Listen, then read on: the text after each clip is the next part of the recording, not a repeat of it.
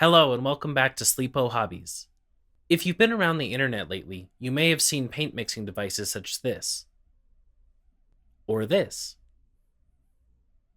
Even my local game store has one of these devices, and they offer to mix new paints for you on your way out, but I've never really taken advantage of this service. As someone who's been frantically shaking pots of paint around for many years, the idea of having a device that could do this for me, especially to save on throwing out old chunky paint, was a really exciting idea.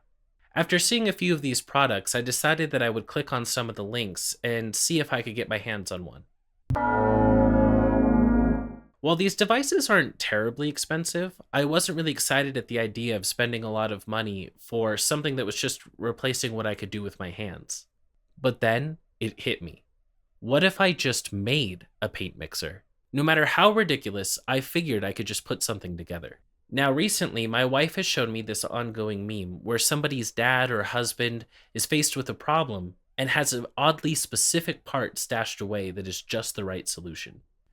Well, I like to fantasize that this is me, but in reality, I just have bins of random junk throughout the house that I like to sort through to try to solve problems without leaving my house. And I say that while looking at my light that is attached to a piece of PVC pipe with duct tape and held up by a 60-pound bag of cement.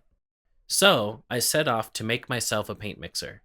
I figured for this project I would need three things: something to spin the paint real fast, something to hold the paint from flying off and ruining my carpet, and some way to attach these things together.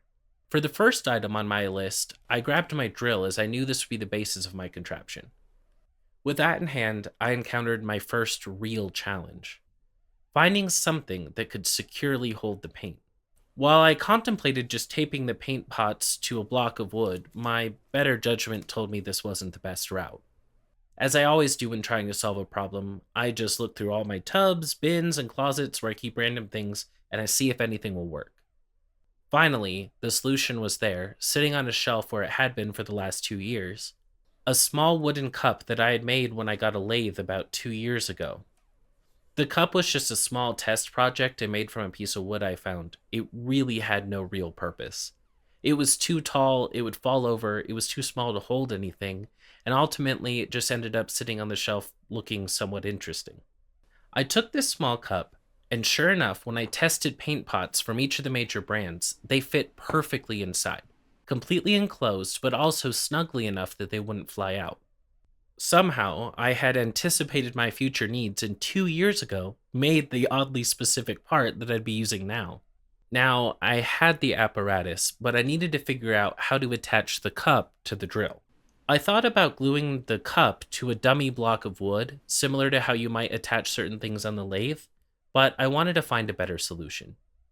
So, given that, I went on the search again, and sure enough, I quickly found the exact part I needed.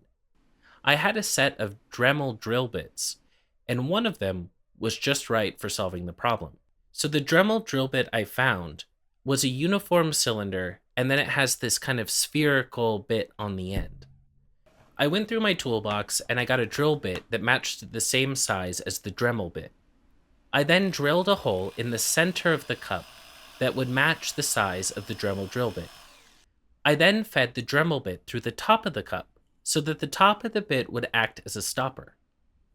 Finally, I fed the end of the Dremel bit into the chuck of the drill so that it securely attached to the cup.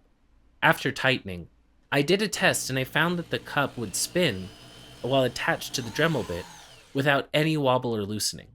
It was finally time. I took a piece of tape and I put it over the top of one of my paints and then inserted it face down into the cup so that it fit pretty securely.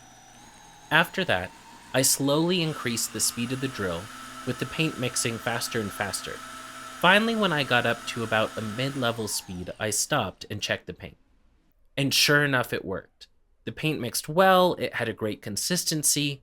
I did a couple more tests and got pretty good results. I also found that if the paint got stuck in the cup, I could actually push the Dremel bit up and loosen the paint pretty easily. After a couple more tests, I sat down to paint and felt real good about myself after having saved like $80. But will something like this work for you? Well, You probably don't have a perfectly sized wooden cup you made 2 years ago just for this specific purpose.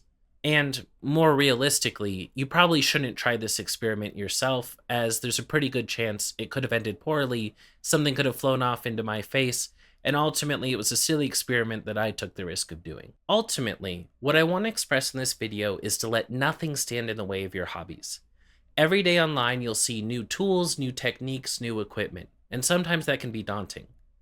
But ultimately, if you can make something work with simple things you have at home, even if it looks crude or ugly, it's worth it to get started. Every day we see exciting new tools, techniques, and equipment online, but don't let your budget stop you from pursuing your hobbies. If you can make something work, even if it's crude or not the best looking solution, but it gets the job done, that's more fun than not starting at all. Thank you for watching here today at Sleepo Hobbies. Let me know in the comments if there's any crazy hobby hacks that you've tried and had success with. Be sure to leave this video a like and subscribe if you enjoyed watching. See you next time.